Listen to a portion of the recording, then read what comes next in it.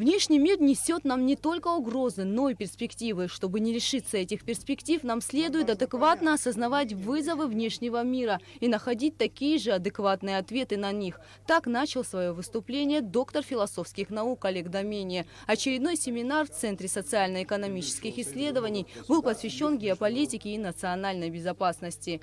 Нам важно понять, что ныне мы живем в иных и непривычных для нас геополитических реалиях. При таких отнюдь непростых реалиях нам предстоит стремиться к своей стратегической цели, к сохранению и укреплению культурного своеобразия нашего общества. Единственный путь, ведущий нас к этой цели, это осознание себя и внешнего мира в едином контексте, в контексте части и целого. При разговоре о внутренних и внешних угрозах была затронута и тема женевских дискуссий, где обсуждается в том числе и подписание мирного договора между Абхазией и Грузией. Учитывая, что сегодня это единственный канал, который у нас существует, контактов с внешним миром, это женевские переговоры, потому надо их, наверное, сохранять. Но добиться там этого результата, я сомневаюсь, что можно.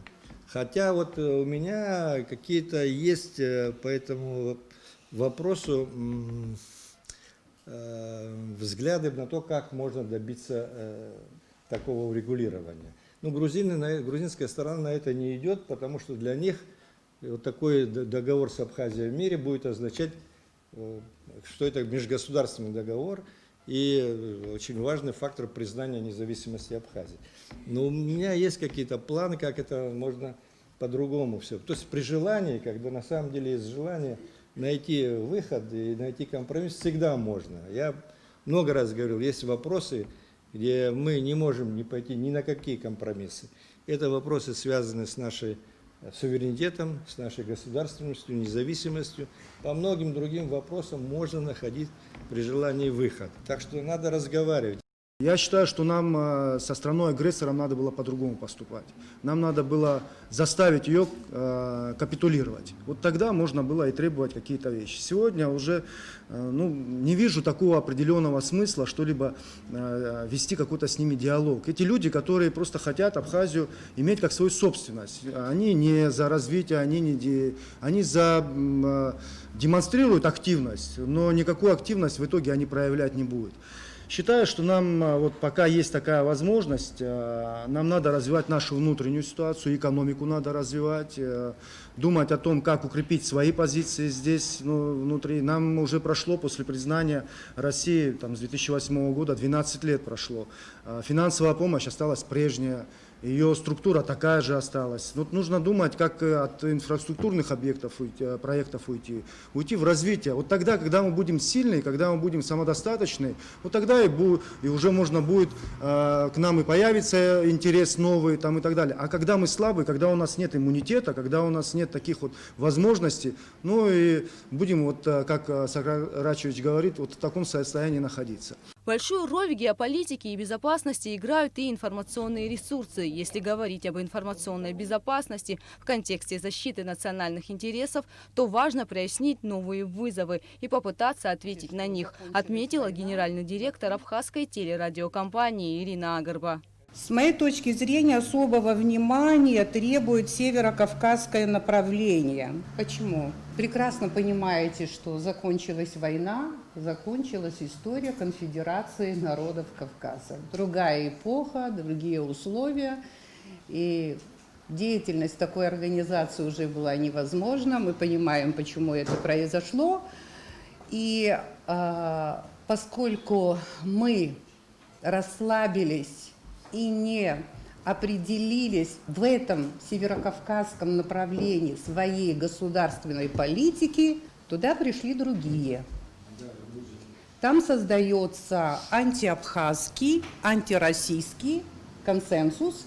Идеологическое воздействие Грузии очень сильное.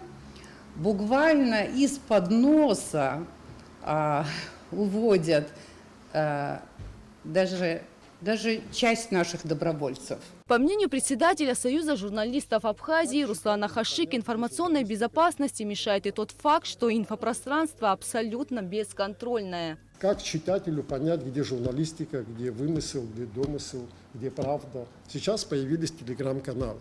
с очень серьезным количеством подписчиков. Применяются очень грамотные технологии. Вы можете, здесь вы все подписчики, мне кажется, и вы увидите, что сегодня они дают собственную информацию, не подписывают никак. Завтра они дадут информацию абхазского телевидения, послезавтра дадут информацию об АЗАПС, на пресс, президентский сайт. Они каждый раз путают технологии, как они это делают, но нигде не подписывают, нигде не ссылаются. Тем самым вы эту информацию тоже где-то читали, где-то слышали. И вы вводите читателя в заблуждение, где объективная информация, где второстепенная информация, где вымысел. Да. И сегодня очень серьезные вызовы в этом плане, информационные вызовы, которые вам преподносят готовые тезисы, кто в стране предатель, кто в стране коррупционер, кто в стране патриот. Вам преподносят готовые. А журналистика – это ответственная журналистика, где автор за каждое свое слово отвечает. Вопрос доверия. Да. И вот здесь этот конкурент. Но самое интересное, абхазское общество заинтересовано в этом. Вы посмотрите количество подписчиков. То есть почему-то атмосфера в обществе склонна поддержать этих анонимов. На встрече обсуждалась и роль науки. К примеру, доктор исторических наук Аслан Абизба подчеркнул важность полноценного взаимодействия государства и науки. Для полноценного воздействия государства, взаимодействия государства и науки необходимы аналитические группы по интересам и конкретным темам. Иногда одну и ту же тему могут разрабатывать несколько исследовательских групп, а их выводы и рекомендации, в свою очередь, должны анализироваться в экспертных институтах и центрах при высшем руководстве страны.